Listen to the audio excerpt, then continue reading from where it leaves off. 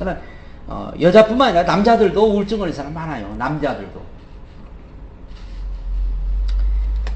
저는 이제 우울증 걸린 분들을 많이 이렇게 접해봤는데, 전에도 이제 그 어린애가 그 자폐증 걸렸는데, 이 우울증이 왔는데 어느 정도이냐면요, 사람이 어떤 감각이 없어. 감각도 없고 감동이 없어. 그냥 완전히 나무토막이야. 나무토막. 사람이 나무토막. 어떤 뭘 얘기를 해도 그냥 먼 산만 바라보고 멍하니. 그러니까 그 속에 이제 자꾸 예수가 들어가고, 그 속에 말씀이 들어가고, 그 속에 복음이 들어가고, 그 속에 빛이 들어가고 하니까는 조금씩 이제 그게 풀어지더라고요. 그러니까는 이 우울증은 얼마든지 치료받을 수가 있어요. 우울증은. 그러니까 우리가 사실 이 우울증의 치료는 이 복음만 제대로 이해해도 간단하게 해결됩니다. 복음 이해만 되면. 근데 이게 복음 이해가 안 되면 우울증은 약으로 안 돼요. 약으로 안 돼요. 정신과도 안 돼요. 정신과 치료도 안 되고 어떤 약으로도 이거 치료가 안 됩니다. 그래서 계속 세상적인 방법으로 어떤 정신과 치료를 받는다든지 우울증 걸린 사람이 약 먹는 게 뭔 줄 알아요? 마약입니다. 마약. 우울증 걸린 사람들에게 주는 약이 마약이에요. 마약. 병원에서. 그러니까 약을 먹으면 먹을수록 그때는 괜찮은데, 약 떨어지면 이제 약에 중독돼, 약 떨어지면 이제 큰일 나는 겁니다. 약 떨어지면 발작이 되는 거죠. 그러니까 절대 어떤 약으로나 세상 방법으로 이걸 치료하면 안 돼요. 그냥 복음은 간단하게 해야 돼요. 간단하게. 예. 로마서 8장 2절에도 생명의 생명의 성령의 법이 죄와 사망의 법에서 너를 해방해버렸다. 요한복음 7장 30절에 나를 믿는 자는 그 배에서 생수의 강이 흘러나리라. 이는 받을 성령을 가리킵니다. 성령이 임하면, 복음이라도 성령이 우리 가운데 임하면은 우리 속에서 뭐가 솟아나요? 생수의 강이 솟아나니까 우울증 같은 건 다 날아가 버리고 우울증은 사라져 버린 거죠. 우울증에 대한 일반적 이론입니다. 일반적 이론. 세상에서 어떻게 말하는가? 우울증의 원인은 화학적 불균형이라고 그래요. 두뇌에서 정보 전달자의 전달이 부족하면 발생하는 것이 우울증이라고 합니다. 신경 전달이 충분하면 상쾌한 기분을 가지는데 충분하지 못하니 우울증에 빠진다고 합니다. 우울증에는 양성 우울증이 있고 조울증이 있어요. 조울증. 우울증은 우울하고 조울증은 또 막 웃어. 그러니까 이거는 시도 때도 없이 막 웃어. 이게 조울증이야. 그래서 조울증은 양극성 우울증이라고 합니다. 양성 우울증은 한 가지 증세가 계속되는 것이고, 조울증은 두 가지 증세가 계속되는 것이다. 쉽게 말하면 갑자기 웃었다가 갑자기 슬펐다가 하는 거예요. 몇 년 전에, 한 2년 전인가 몇 년 전에 야간부에 한 사람은 우울증 환자, 한 사람은 조울증 환자, 둘이서 공부를 했는데, 좀 하다가 갔는데 한참 이제 막 좋아지려고 하는데 이게 가버렸어. 좋아지려고 하는데 한 분은 저 천안에서 오신 분이고, 한 분은 여기 오 사는 사람 분인데, 한 분은 우울증이고 한 분은 조울증이야. 남자들이 둘 다 남자들이야. 한 분은 우울증, 한 분은 조울증. 근데 둘 다 약을 먹어요. 약을. 내가 약 먹지 마라. 약 먹지 마라. 그래서 이제 약 없이는 안 된대. 약 없이는. 그래서 그러면은 잊어버리라. 한 3일을 잊어먹어 봤더니 괜찮더라는 거야. 나중에 약을 안 먹었다 생각하니까 또 그렇다는 거예요. 내 약을 안 먹었네. 그러니까는 또 발작이 오는 거예요, 이게. 그래서 약을 끊어야만 이게 되지, 약을 먹는 사람은 절대 이거 치유가 안 돼요. 그래서 약 먹지 말라고 했다고 나오다가 그만 나와버렸어. 약 먹지 말라고 했다고. 내가 약 먹지 말라고 했다. 막 약을 점점 이제 보름까지 이렇게 끊었었어요. 보름까지. 그러니까 얼마나 많이 발전한 거예요. 보름 동안 안 먹었어. 보름 동안. 굉장히 막 좋아지려고 하던 찰나에 날아가 버렸어. 그러나 뭐 어쩔 수 없지. 뭐 날아가 버린 건 뭐 내가 차볼 수도 없고. 어떻게 알고 왔는지 천안에서도 왔고. 그런데 하여튼 뭐 어쩔 수 없어요. 그런 분들은. 그러니까 하나님께서 치료받으라고 보냈는데 본인들이 날아가 버렸으니까 뭐 어떻게 할 수가 없죠. 이 우울증이, 조울증이나 우울증이 남자들도 지금 굉장히 많아요. 남자들이. 여자들도 많지만은 남자들이. 그래서 호르몬 이상이면 우울증이 생긴다고 해요. 또 호르몬 이상에서 예를 들면 여성들의 생리주기 동안 일어나는 호르몬 변동으로 인하여 생긴 우울증, 갱년기 때 일어난 우울증, 이건 이제 세상 이론이 말하는 겁니다. 세 번째는 질병에 따르는 합병증으로 생기는 우울증이 있다고 합니다. 그 다음에는 뇌 손상으로 생기는 우울증도 있어요. 근데 우리 성경에서 볼 때는 간단히 한마디로 말해서 성경으로 볼 때는 전부 이거 사단의 역사입니다. 성경에서 볼 때는 사단의 역사예요. 우리가 자꾸 어떤 이 사단은 뭘 이용하냐면은 그 사람의 성격을 이용해요. 성격. 이 성격을 이용해서 그 우울증이나 이런 조울증을 유발시키는 거는 이 성격을 이 사단이가 이용한다니까요. 성격을.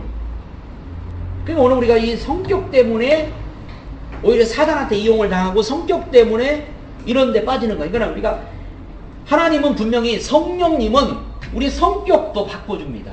성령님은. 그 성령님은 우리 성격뿐만 인격 전체를 인격 전체가 변화됩니다. 인격 전체가. 그래서 전인 치유란 말이에요. 전인적 치유. 그러니까 성격만 고치는 게 아니에요.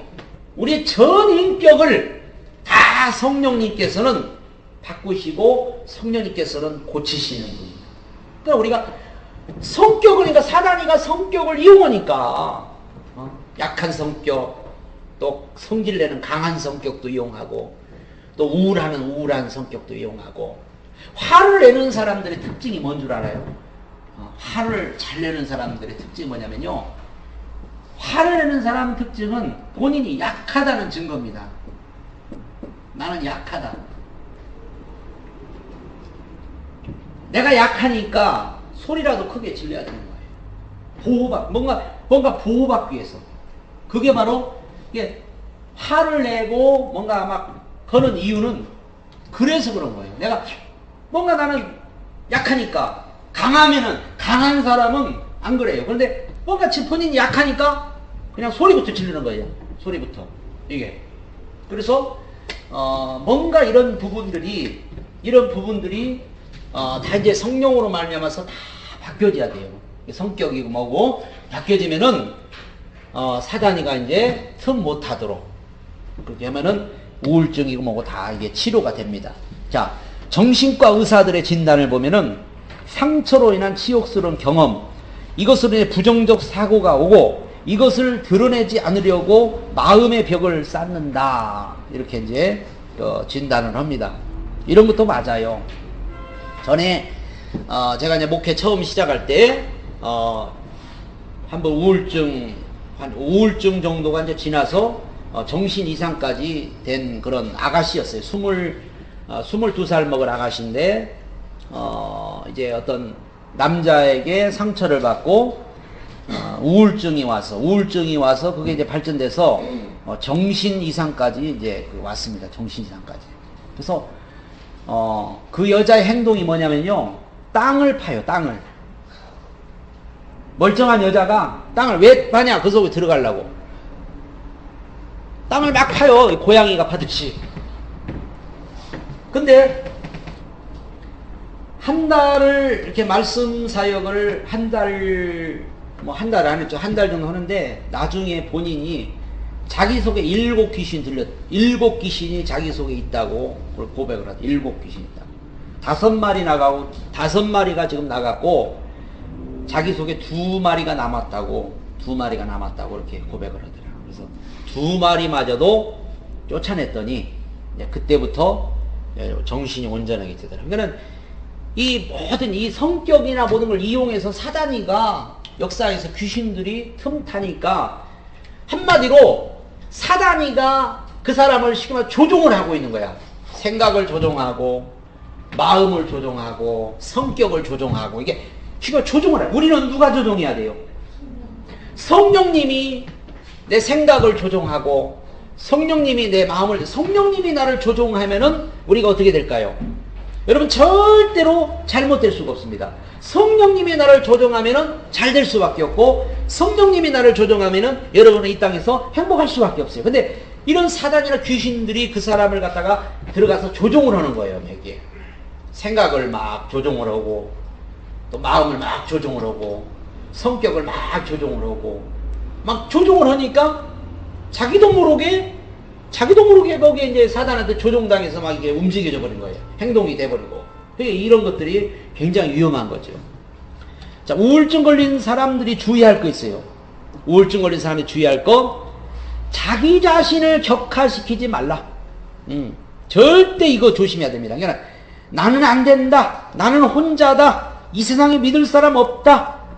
요거 자기 자신을 자꾸 격화시키면 안 됩니다. 내게 능력 주신 자라서 내가 모든 걸 할 수 있다. 나는 혼자가 아니고 하나님이 나와 함께 하시고 천군 천사가 나를 호위하고 있다. 이렇게 여러분이 항상 믿으셔야 돼요. 그리고 일어나지도 않은 일을 미리 예측하지 말아야 돼요. 아직 일어나지도 않은 거를 갖다가 자꾸 예측해가지고 뭐가 어떻게 될까 막 이렇게 뭐가 어떻게 안 될까 막 그런 걸 너무 예측해가지고 앞서가 버리죠. 나는 잘 될 거야. 하나님이 나와 함께 하시니 모든 것이 다 유익할 거야. 하나님께서 나에게 반드시 응답하실 거야. 축복하실 거야. 뭔가 이런 믿음을 가지고 우리가 나가야지 일어나지도 않은 일을 갖다가 미리 막 예측하니 미리 고민하고 미리 막 걱정하고 미리 염려하고 지나면은 아무것도 아닌 거였어요. 아무것도 아닌 거였는데 뭐 소뚜껑 보고 뭐 놀란다고 그러듯이 그냥 아무것도 아닌 걸 보고 놀라고 괜히 걱정하고 괜히 근심하고 하니까는 이런 것조차도 이런 마음을 전부 사단은 노려보고 있다는 거 알아요. 사단은 노려보고 있다는 거 우리를. 자, 요놈이 꼭 뭐냐면은요, 뭐가 같냐면은 그 예수님 시대 예수님이 이 땅에 오셔서 다니실 때 예수님 뒤를 몰래 다니면서 이렇게 훔쳐보는 놈들이 있었어요. 누구였어요? 예? 유대인들, 바리새인들 그런 사람들이 예수님 몰래 다니면서 훔쳐보고 있잖아요. 그러듯이 사단은 우리를 늘 훔쳐보고 있다는 거예요. 우리를 훔쳐보고 있어서 우리를 갖다가 이제 자꾸 우리가 뭘 잘못할 때 뭐 할 때 그거 와가지고 자꾸 정지하는 거예요. 이게 사단은 그 예수님을 정지하듯이 똑같아요. 그냥 우리가 항상 사단이 노려보고 있기 때문에 우리는 담대해야 돼요. 담대하게 우리가 나가야 승리하지. 그렇지 않으면은 자꾸 여기에 넘어집니다. 자, 우울증 걸린 사람들이 주의할 것은 바로 이런 거. 그 다음에 세 번째, 장래에 대한 희망을 여러분 가져야 돼요. 장래에 대한 희망을 가져야 돼요. 내 인생 끝났어라고 생각하지 말고 내 인생은 지금부터 시작이야. 여러분 그렇게 생각이 됩니다. 자, 내 인생은 지금부터 시작이다. 그러지 마세요. 내 인생은 오늘부터 시작이다. 그 다음에 또 뭐예요? 삶은 뭐하나는 생각하지 말고 삶은 뭐하나 하면은 이게 나중에 자살로 바꿔요. 그러니까 자살을 거꾸로 하면 살자로 바뀌어야죠. 살자. 삶은 뭐하나 아니고 살아서 하나님께 영광 돌리자. 이렇게 바뀌어야 돼요. 그 다음에 태어난 게 죄지라고 하지 말고 이런 생각을 하는 사람의 대부분은 기독교인입니다. 기독교인. 놀랍죠? 에? 태어난 게 죄지. 라고 말하는 사람들이 기독교인이라는 사실.